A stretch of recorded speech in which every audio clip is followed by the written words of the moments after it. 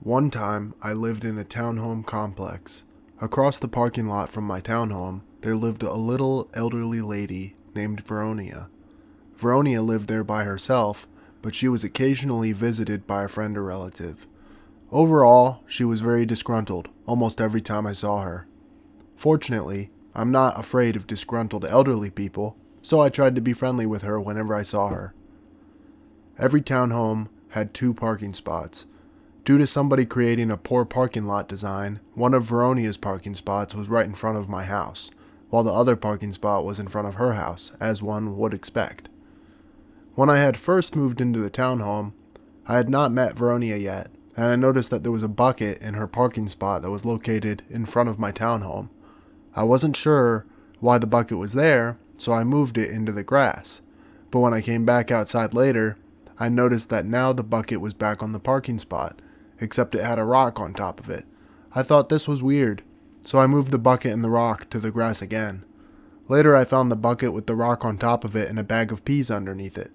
I was very puzzled at this point, but then Veronia came outside and told me that we are definitely not allowed to park there, and that she didn't own any cars, but that she needs to have 2 parking spaces just in case she ever gets a car.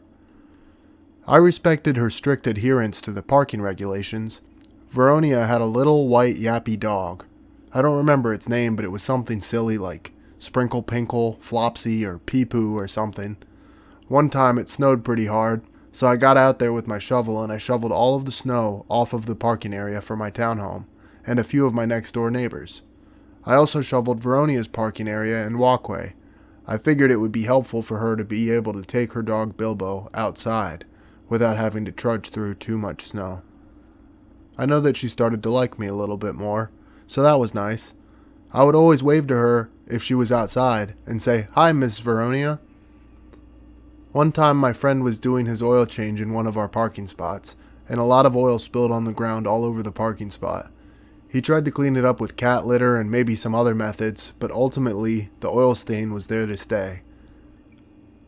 Veronia saw me outside once and she came over to complain to me about the oil stain. She said that her dog, Stinky, sniffed the oil stain earlier, and now she was feeling sick. She complained that spilling oil on things is not good to do and that my friend should clean up the oil as soon as possible. Obviously he tried, but there was only so much that could be done. Eventually, I moved out of that townhome, and I haven't seen Miss Veronia or her dog Slappy ever since. Another time I was at the Humane Society with my friend Devin. We were just visiting to hang out with some dogs and cats. One time we went into a room with a Rottweiler named Eduardo.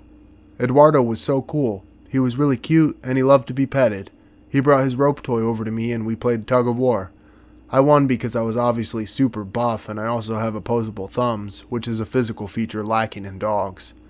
After I won tug of war against him one time, I thought of a great idea. I'll let Eduardo win this time.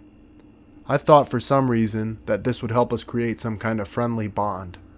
We played another match of tug of war, and I let go of his rope toy on purpose.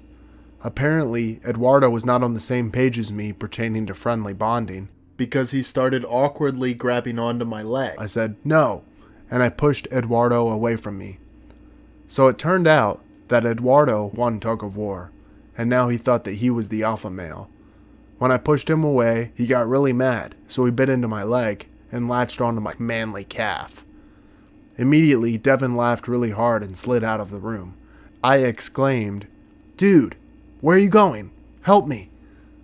He kept laughing. "What am I supposed to do, man?" I said, "I don't know. Get him.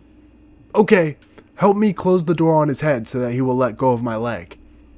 So we closed the door on the dog's head somewhat gently, and then he let go of my leg. After that happened, we were pretty much done looking at dogs for the day, so we left the Humane Society. In hindsight, I probably should have said something to the staff at the Humane Society so that Eduardo would not try to attack small children. I also had some holes in my calf from Eduardo's fangs, but they got better eventually, and I didn't die, so I guess it was fine. One last story for this video was when I was in my front yard with my childhood dog Izzy.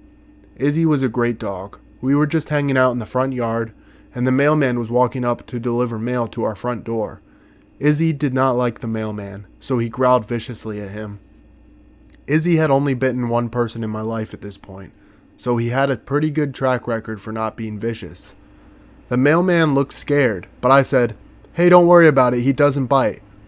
The mailman tried to walk past Izzy to the front door, and then Izzy sunk his teeth into the mailman's wimpy calf.